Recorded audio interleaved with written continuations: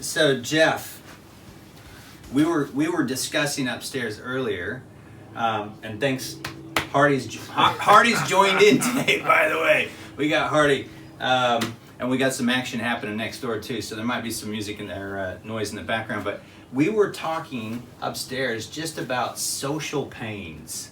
Yes. And the effect that has on people. Can you share? Can you enlighten us a little bit about that? So think about this from a tribal point of view. Yeah. To be part of a tribe, you needed to belong. So to be part of that tribe, you had to have that connection.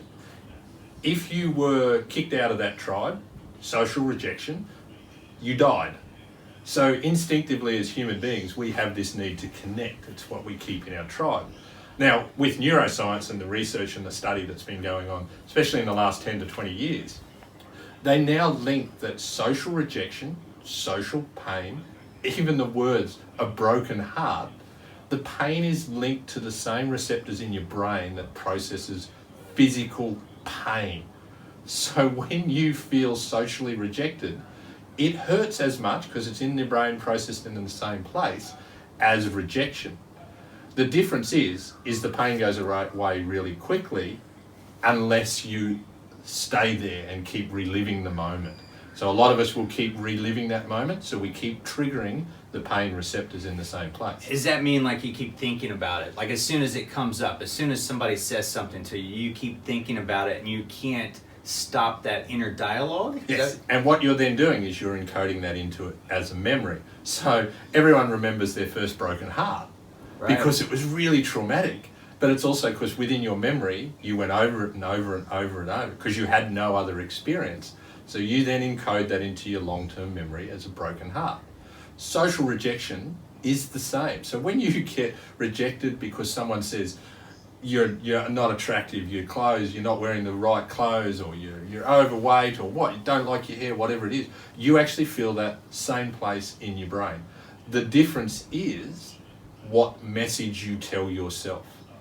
So is that then, obviously that's a strategy. If you got a different message, you got to tell yourself something differently. There's a strategy to be able to stop that playing over and over again and recognize it. When somebody does it, like it's that whole Aikido thing, you've got to be able to deflect those comments when they come at you, or the actions of, Well, it's someone else's opinion. And I wrote last week, opinions are like dessert.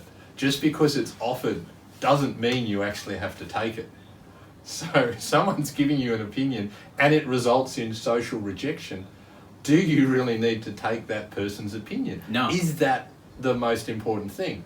And remember, the more you keep processing it, running it around in your head, reliving it, the actual work you're doing is bad because you're putting it into your memory as a bad memory. So there's a lot of people out there that have some seriously bad memories happening. Especially of heartbreak and bad, especially anyone who grew up in the 80s, social rejection from bad clothes, It would be like me saying to you, you've got no hair, and then you retorting with, I've got grey hair. If we stayed in that cycle back and forth, all we're going to be doing is hurting ourselves because of the social rejection. But if someone says it, doesn't mean it's important enough to you.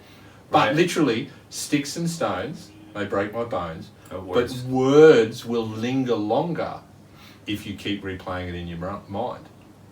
So for people listening out there, what is the best strategy that maybe have already experienced this or are going through it right now on how to unwind this particular... So once again, from neuroscience, the easiest way, the very first thing to do is take a deep breath.